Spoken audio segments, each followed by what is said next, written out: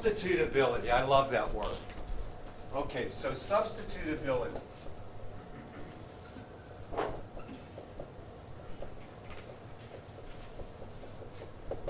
So what do I mean by that? Well, my idea is that you will have a base class, drawable, and then you'll have derived classes. I have 2 right now.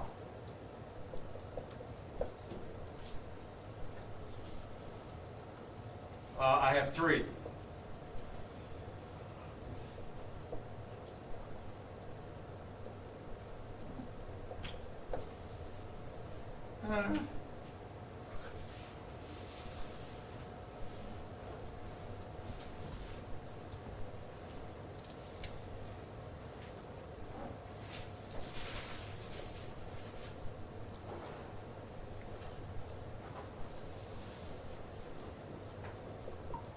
Okay?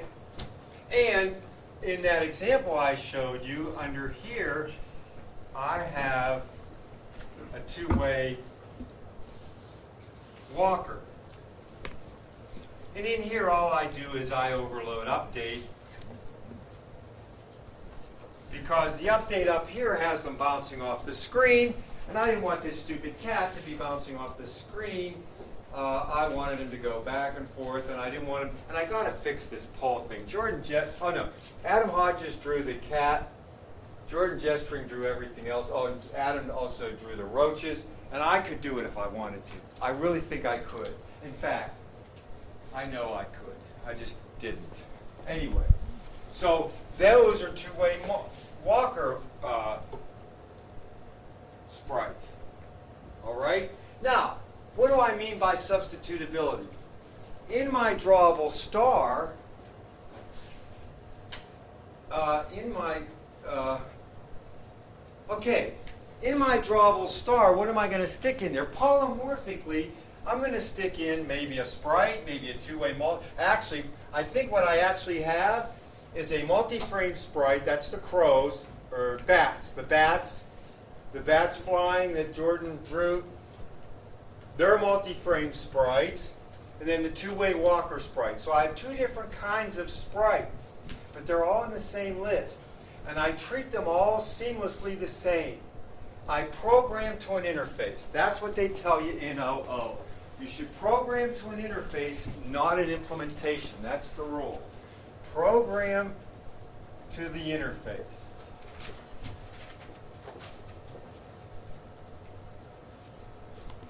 Not the implementation.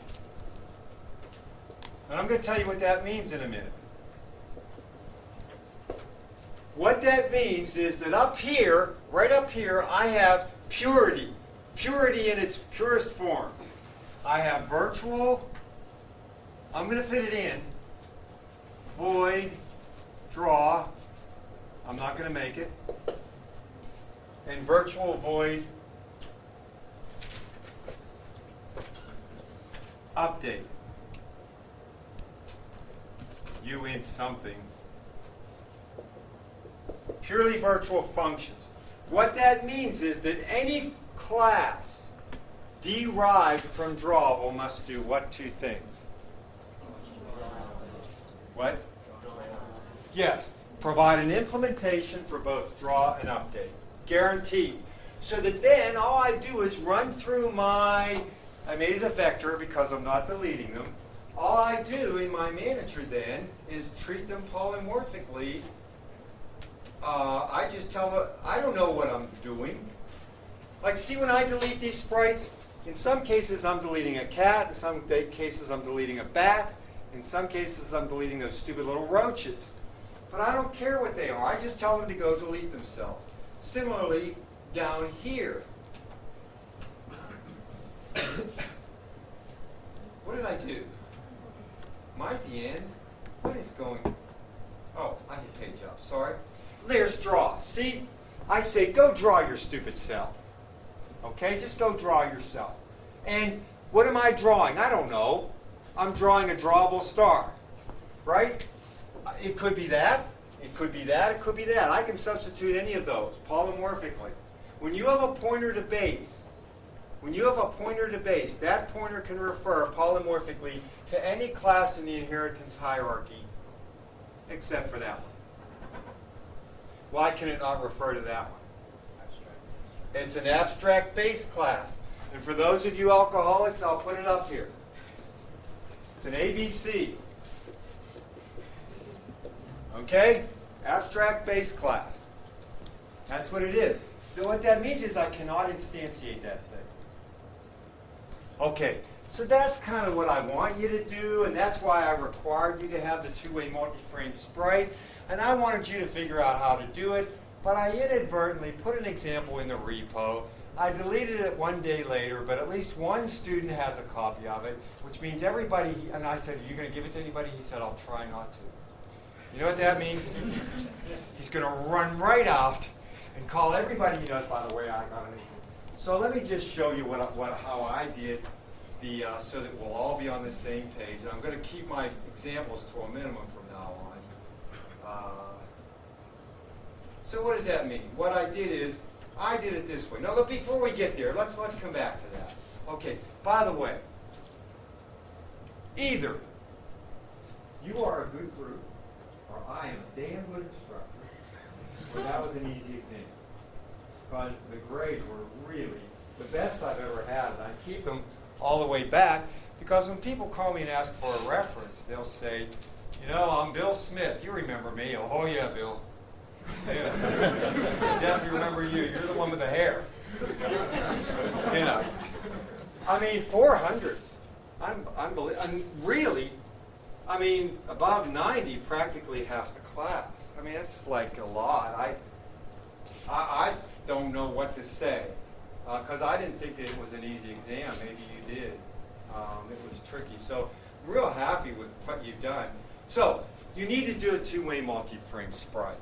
The nicest way is if you draw your own, because then you give it your own personal touch. And I'm going to learn to do this. I'm on my way. I bought about 3 different drawing kits and used none of them because I just can't find the time. I have, you know, a new grad course I'm teaching and 3 kids, a dog, and a wife. I mean, it's hard to say which one's the most time consuming. And, you know, all the other obligations. So I just can't get to it, but I'm going to because it's fun. I actually took an art course for 2 weeks. It was a semester-long course. But it's a lot of work, but a lot of fun. It's a lot of work, isn't it? Have you ever taken any art courses? I mean, they want you to do stuff. I just thought you look at it and say, yeah, that's good. Anyway, so how do you get two-way multi-frame sprites? Well, one way is to draw your own. And they always look cool and neat. I think I always like them. Even though people tell me, oh, that looks horrible. You know, anyway. So let's look for a sprite sheet. So we look for a sprite sheet. There's a sprite sheet. I don't even want to look. I don't like that one. I mean, I spent the day looking at sprites. Yuck. I don't know. What am I going to do with that? Could I see some more? Images. Hi, let me pick this one. Okay, this guy is really in a hurry. But he's only going right. And we definitely don't want all those frames. So what do? Well, we'll get this sprite sheet. Let's view the images. That's big. Let's save it. Save image as walk sequence sprite sheet. And you're going to say, well, it's only running left. I can't do anything with that, Malloy. Well, that's easy. We'll just go to downloads. And we'll say GIMP space walk sequence. And we'll then flip this thing. Okay, I know how to do this. Hello? Flip horizontally. There you go. Okay? Now we've got a set of sprites going one way and a set of sprites going the other way. And we've got a two-way sprite. So what's a two-way sprite? It's a sprite that goes, for God's sake, in 2 directions. Okay? Now, how do I implement that? Well, there are 3 ways to implement this, I think. And those 3 ways include the following. One way, let me just look at my card. Not that I can't remember it. One way would be to, let's suppose you have a bird that takes 3 frames. So here's the bird. And so he's got his wings like this. And then he's got, this is the front, see the eye? And then he's got his wings like this. Looks more like a fish. Let's call it a fish. I don't know, it's some kind of an animal. And now he's got his wings like this. Now, what do I do? Well, I could use the same vector, and I can flip it and stick the other 3 frames going this way.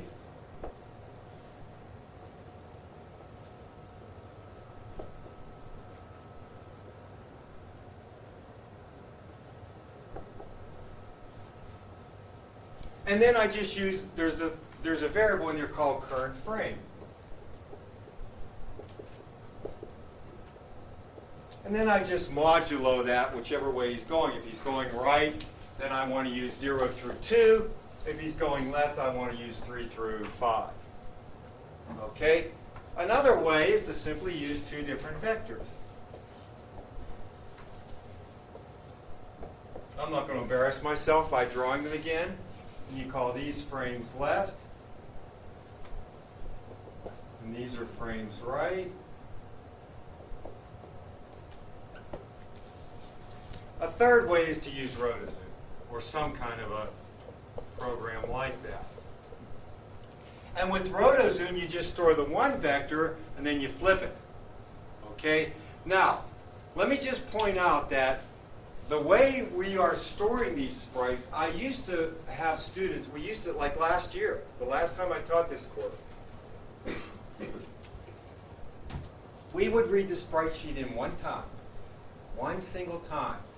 And then we would simply draw the parts of the sprite sheet that we wanted to draw. So some people even had a sprite sheet, and you'll see the sprite sheets out there. Artists frequently, I don't know, they're abstemious with paper or something. They will frequently draw all their sprites on a single sheet, like they're like minuscule, okay? And of course they zoom it up and they use, you know, Inkscape or GIMP or an inferior product like Paint, and they, you know, fill in those pixels. And then, what was I going to say? Oh, what are we talking about? What was I going to talk about? What? Yeah, the artists do that. Oh, what we used to do is we'd read the whole sprite sheet in. So, and it can have as many sprites, I don't know how many sprites. And then we would only draw by the XY, all we need is XY and width and height, and draw the parts of the sprite sheet that we wanted. The problem with that is twofold. Number one, if you want to flip them or rotate them, and for example, in my little Peter thing, like I haven't done it yet, but what I'd like to do is, we're done with this one. Well, let's come back to that one. We're done with this one, I think. In my little,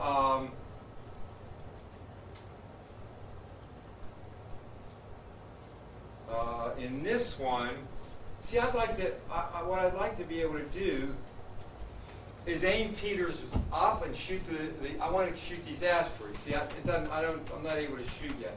But I'd like to aim them up and aim them, yes. Oh. See, so he can hit the, I'd like to be able to, you know, maybe use the mouse even. I can show you how to do that and have him shoot up or down instead of shooting straight, because it's harder to hit them this way. You know, you got to wait till they're there, and then by that time they're easy. So if I want to rotate something, that's not going to work if they're all on the sprite sheet, because when you flip the sprite sheet and then try to index in by the XY width and height, you get a mess. More important, also for per pixel collision detection, this is a mess trying to compute the offset of where that stupid pixel is. And so I actually talked to Dr. Levine and asked him what he thought of just extracting them, the exact frame that I want, and storing every frame in the vector. And he said he thinks it's about 6 of one, half a dozen of the other. He says he thinks in terms of efficiency it's about the same. He said because it's at startup. You know, you're extracting those frames at startup probably. So that's the way I do it. So I'm doing it differently this semester than I did last semester even. All right, I'm extracting each frame so that we can rotate them, flip them, do per pixel if we want, do anything we want. And all we've got, and it's actually easier to reason about the correctness of program if you're just looking at a single frame rather than this whole sprite sheet and indexing in by the x, y, width, and height. So that's what we're doing. So that said, then, what is another way to do this besides those two? And the other way is to use rotozoom. So here's the way I do it, by the way. I have frames right, frames left, and then this is what I always draw, and I simply change that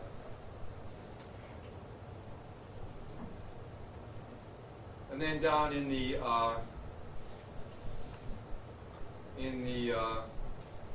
update, then if the sprite changes directions, I set the frames to whatever direction it just switched to. So every time it switches directions, I change frames to the right frames. Now, I know some of you that are doing it this way. Aren't you doing it that way, Patrick, or no? Which one? Rotozoom, good. Okay, let's go to that. Is anybody doing it this way? Yeah, I thought so, a lot of you. And that'll work. I know students who have done it that way. What I like is that you arrived at that on your own, and you're going to implement it. Okay? And I want you to, I mean, a lot of the projects, I'm trying to get you to write your own classes and your own code rather than just reuse mine. Okay, I'd like you to write your own. So that's the goal. So rotozoom, do you have it working already, Patrick? Yeah. Let me show you. I stuck an example of rotozoom in your repo here, and I'm going to put some more of it. Here's one that I can put one that, but this will make him rotate and zoom. So I know you want me to put this off, probably. So up arrow makes him zoom, so I can make it littler or bigger. How much bigger can I make it? You can start to see the pixels, you know. That's as far as he goes. Then I can flip them. And all the code to do that is in there if you want to take a look at it, if you want to use rotozoom. Now, what I don't know what you're going to do. I did it a certain way, and I'll show you.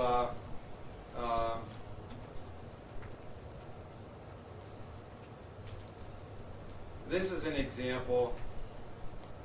Nathan Welch drew Boo, and so I'm actually using rotozoom. What I do is when he hits that side, I just use rotozoom and use -1 for the angle, I guess, or whatever. What is it for the axe? Yeah. To flip. Are you doing it that way too, Casey? Yeah.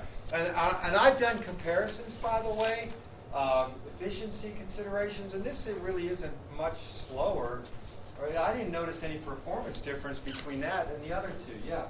So you're saying do rotozoom every time you switch? Well, or you can do rotozoom the first time and store them in another vector. Anyway, that'd be more efficient.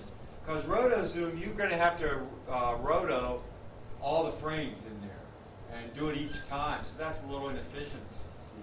I'm actually doing it that way out of laziness, but the smarter way probably would have been to rotozoom them when you read them in. And, you know, use one of the other two. What are you doing, Casey?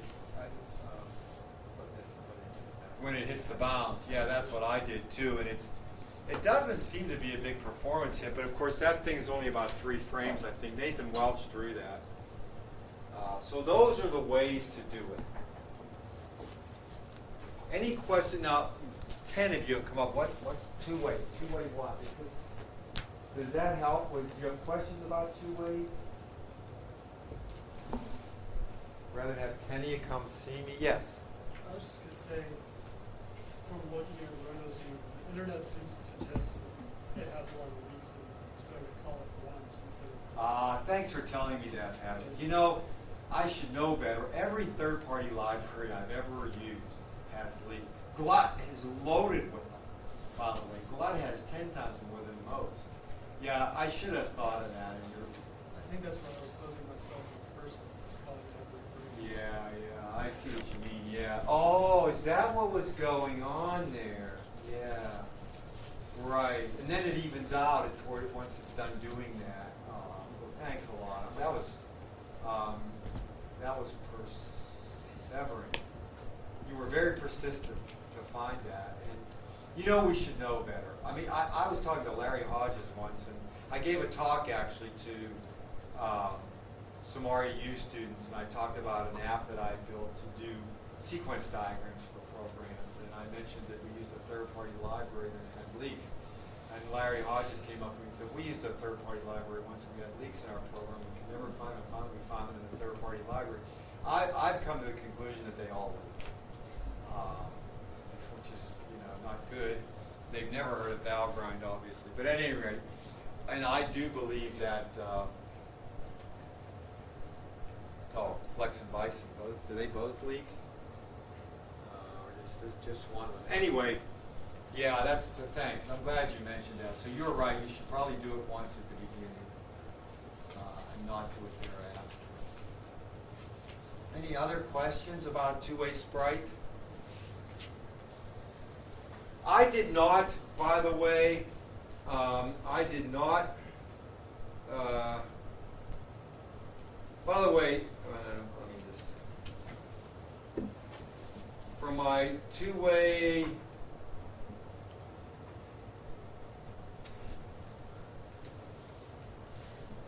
I forget what I was going to say.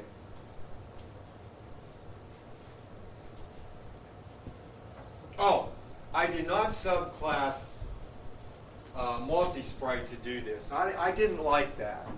I actually derived this from Drawable because it gets screwed up if you try to, I can understand the idea. We have this multi-frame sprite or multi-sprite, I think I call it because I don't like them getting big. And to put two-way multi-frame sprite underneath this, you're using a vector up here and a vector down there. I didn't like that. It just seemed to me to be somewhat awkward, although I guess you could say, yeah, so I didn't like it. And so I made a new class. Yeah?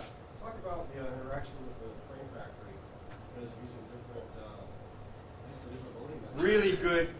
Really good point. And that's something you have to decide how to do. So what are you going to do? There are various ways to do it.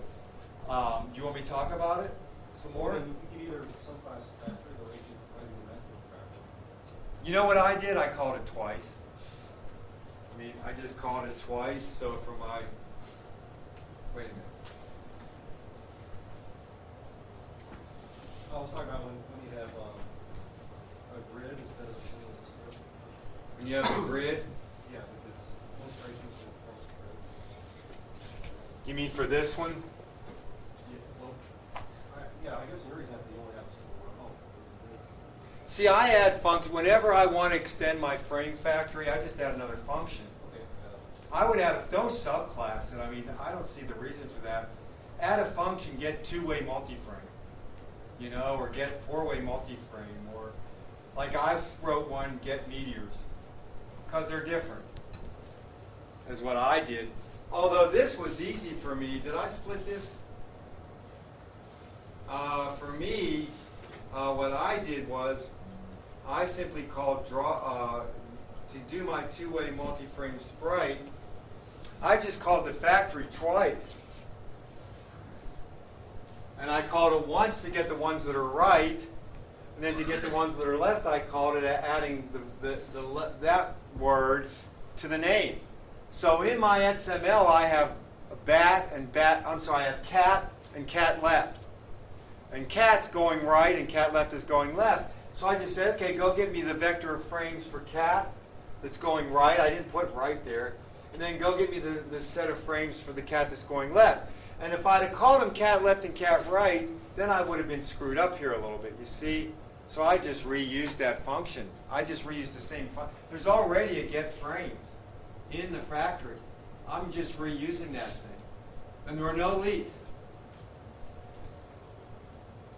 But if that's not working for you, add another get frames. Get like two-way multi-frames or something. You know what I mean? Well, the thing is, I think you just want one vector for your multi-frames because that way it scales up better using more than one animation. So you prefer, I'm not sure what you're talking about, but you prefer this one? Yeah, because... And you're claiming that's superior to all the others? Right, because... His is better than yours, Patrick, he's saying. Patrick thinks yours sucks. And why do you think ours sucks? Because you use the same code, and see, for any number of different animations, you can have an 8-way or a 10-way. Yes. Use the same code, but it's... 10-way?